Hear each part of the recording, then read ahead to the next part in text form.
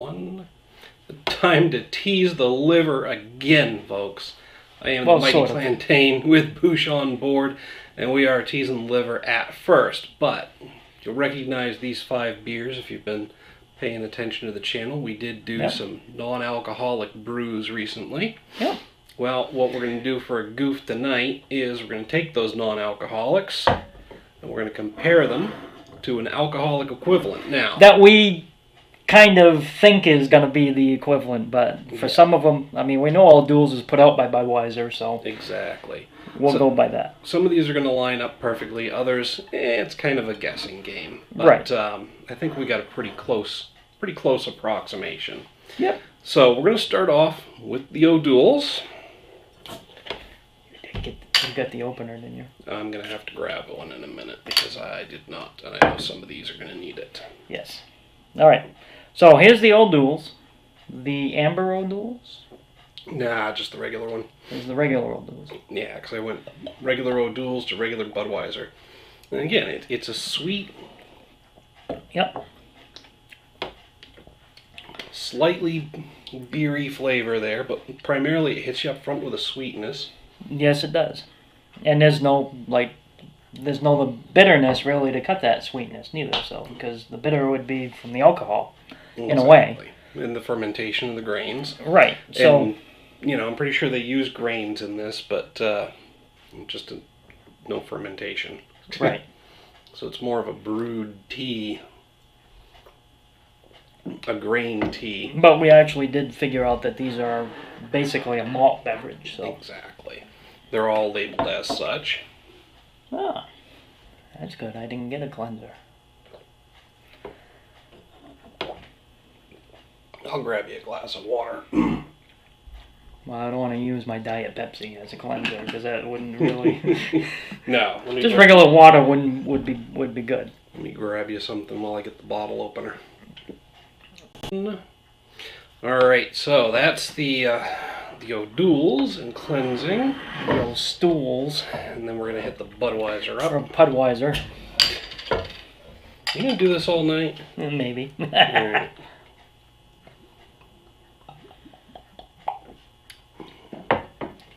And, you know...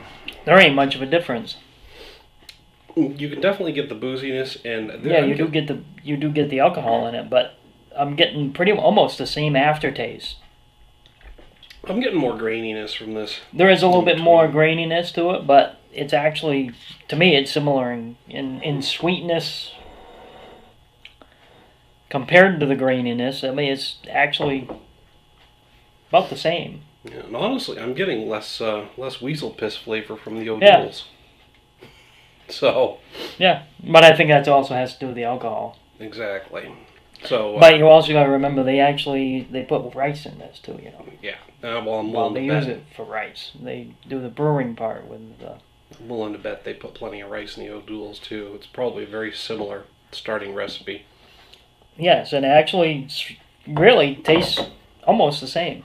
Yeah, I think I. You are getting the alcohol in it. Yeah, I think I slightly prefer the taste of the O'Douls actually, but the O'Douls has no alcohol, so there's the trade-off. Right.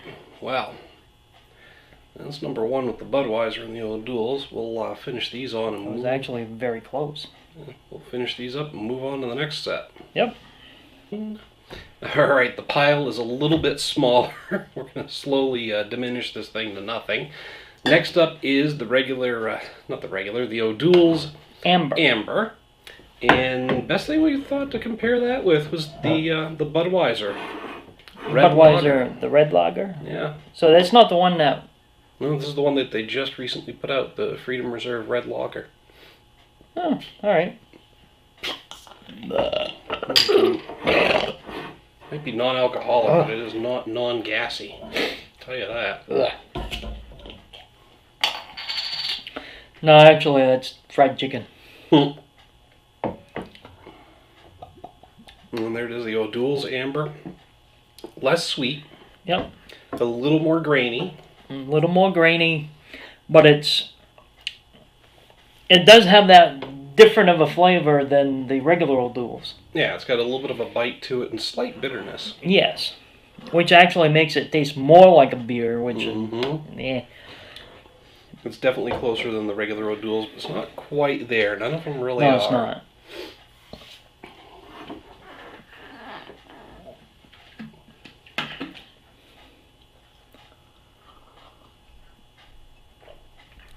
I like the tall junior glass. I know. I picked those up way before I even became a fan of the show, so I know. that's even funnier. I know.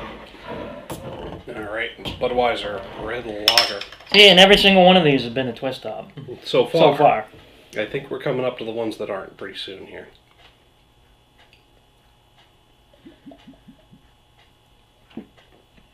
There's that lovely shaped bottle.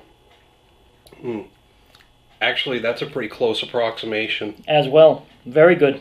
Actually, very close. The only thing is though, this red lager is not going to actually be a very long running thing. So unless it sells really good, then I'm sure we'll see it regularly. Yeah. We might see it back. Not like next summer or something, but yeah, it was supposed to be limited production. So yeah, it is labeled as limited production. So but yeah, but it is very close to O'Doul's Amber. Yeah, the O'Doul's Amber. Yeah, I mean it's definitely a pretty close approximation to a red lager or red beer. Not from Budweiser. I mean, not bad at all. No, it's not actually, and really this Budweiser is good too. Yeah, it's better than regular Bud by far. Yep, better than Bud Light too. All right, we're gonna finish these bad boys up and move on to the Claushaller. Yep. Okay, so next up is the Claushaller, and this one gave us a little bit of a head scratcher. Yes, because it is a German style, and the closest we could think was go with Beck's, but Beck's has a non-alcoholic of their own, so we wanted to grab another German style beer to compare it to. Somewhat. So we kind of came up with the Hefeweizen from Claushaller. Well, Weihenstephaner. Weihenstephaner. That's the brewery. Of course, it says the world's oldest brewery. And we've actually had one of their beers before. Absolutely. And it was the Oktoberfest. It was very good. And which was very good too. And I do believe that the one, I didn't actually see the other one down there at Damon's where we got these. Yeah, there's the other one that actually might closely match that, but we'll see. Yeah, so what we've got here is it's actually a Hefeweiss beer, Bavarian style. So hopefully it's coming close. It's gonna be kind of like a wheat beer, actually. But. Yeah. I don't think either of these are going to twist off for you. I'm twisting it, but it's not coming off. Here, let me help you before you cut yourself. I was twisting it, but it wasn't coming off. She said. Yeah. All right, so Claushaller.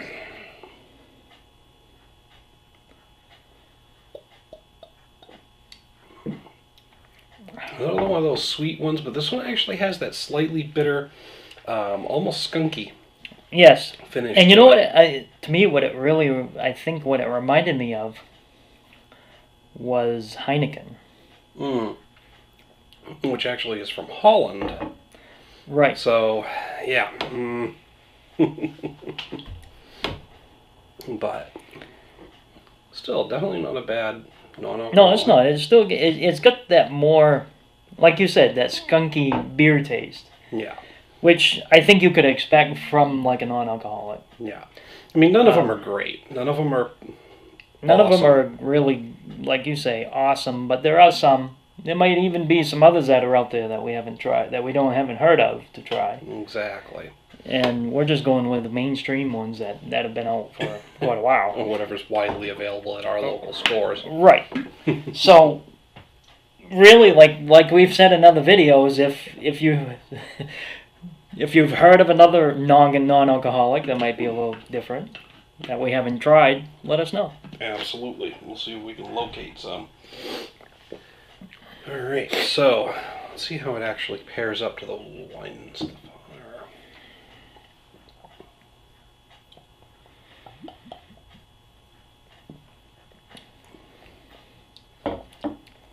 That's odd because that's actually kind of sweet in the middle. Well, you know something? It's very close, but it's actually not. It does have a different flavor. Mm. And I think that's because it's a wheat beer, and that's what makes it a little different. Yeah, it's got that wheaty flavor to it. Slight hint of sweetness in the middle, and then there's a bit of a smokiness to the finish, which is really nice. Yeah, but it's actually pretty good, too. See, we never actually tried this, so we don't really know what it was actually supposed to taste like to begin with. But it is actually somewhat close to the in flavor to the Claushaller. Yeah, it's not a half bad pairing. No, it isn't. And so far, we've done pretty well with pairing them up.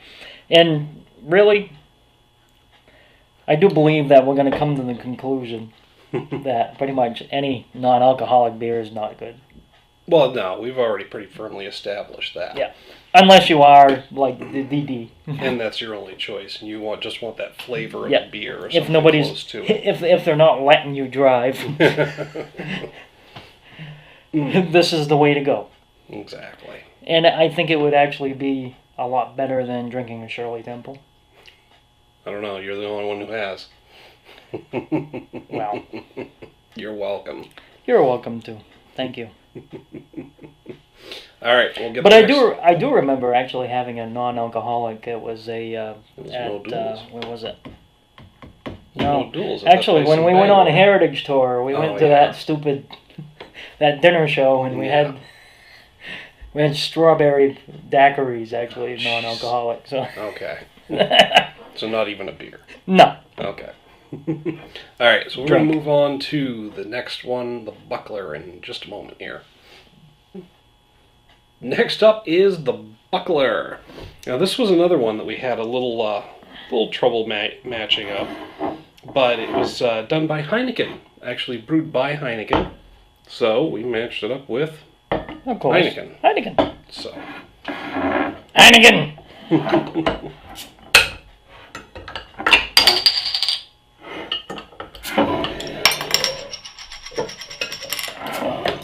I don't like that sound. What, the rattling the bottle cap? No, just that little... yeah, like you did.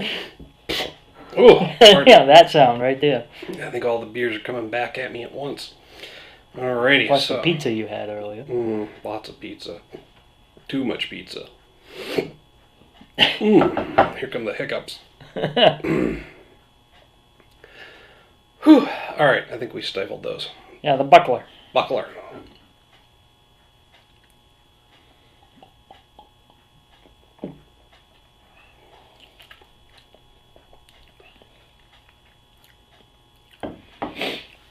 One's almost got a smoky character to it as well. Yes, it does. Yeah. And really, it's okay. Yeah. It has that beer flavor. And just like they all did, they all have that beer flavor. It's just, I don't know. There's not as much sweetness to it, though. No, there isn't. I think we actually both chose this as one of the higher rated ones in the last lineup.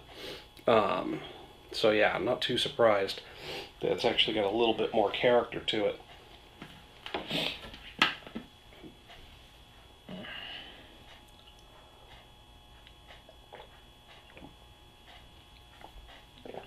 You gonna be due for a refill, or are we gonna make it through the whole video? No, we should be able to get it.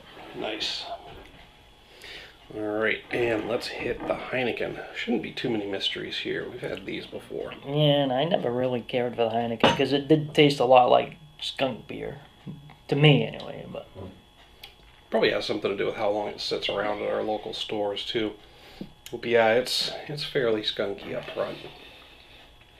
But it does fade into a really good, nice tasting beer. Absolutely. But honestly, I think I actually find the Buckler smoother than the Heineken. It kind of is, actually. And it's got a more consistent beer taste. Like you said, I'm getting a bit of skunkiness from the Heineken up front.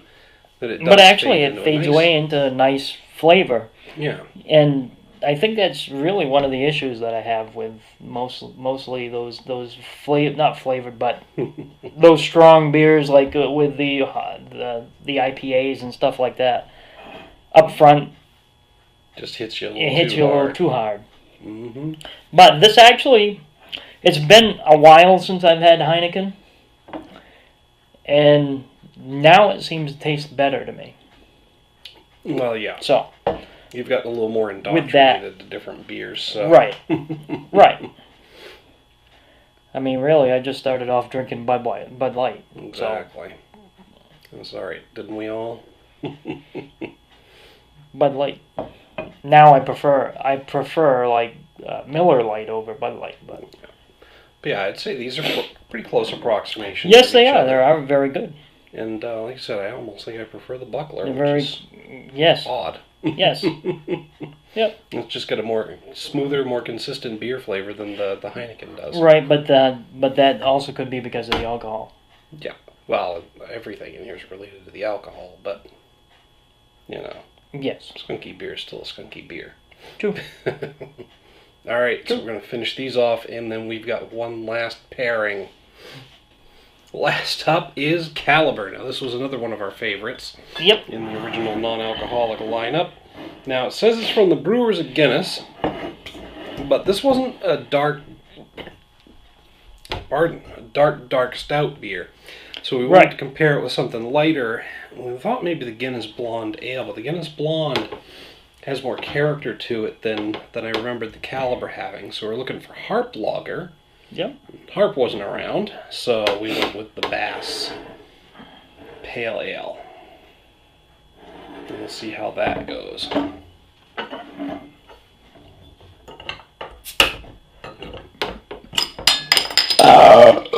There we go.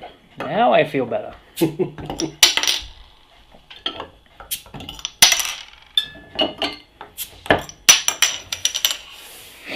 All right. No, Kaliber. Speaking of skunky beer. Yeah. You like Rolling Rock. But it's nice and cheap. Yep. It is.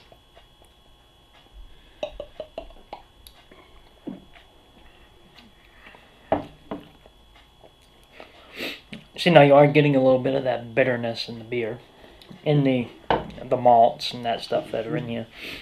It's actually a very good tasting knockoff of a beer. Yeah, it's nice and smooth and grainy, and then it's got this slightly beery bitter finish. Yep. So it's not too bad. See, the last time I've had it, I've actually never had a good Bass anyway. No. Everyone I've tasted had Guinness mixed in. From a good old black and tan. Can't do black and tan. Black and tan is not bad at all. No, it isn't. Actually, gotta get back to drinking some plain old beers. Get back? No, actually drinking some Guinness. Guinness is not bad at all. See, when I first started drinking beer, I never really cared for Guinness that much because it just tasted like molasses going down. It actually kind of reminded me of that skunky soda that we have around here called Moxie. Guinness reminds you of Moxie? Yeah. Man, there's something wrong with it. Had that flavor. I just couldn't. But I'm going to try the Guinness again sometime. Not a bad idea. It's a nice, solid stout. All right. Long bottle there, go cheese. Yes.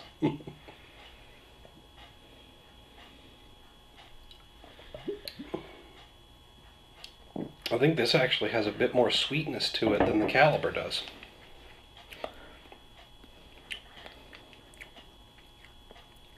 Yeah, it did. Yeah. It does. And actually, I prefer... If it was a combination, if it was a choice between the two, I'd go with this one. I'd go with the Bass. Absolutely. See, Bass is actually a really good beer on its own anyway, so...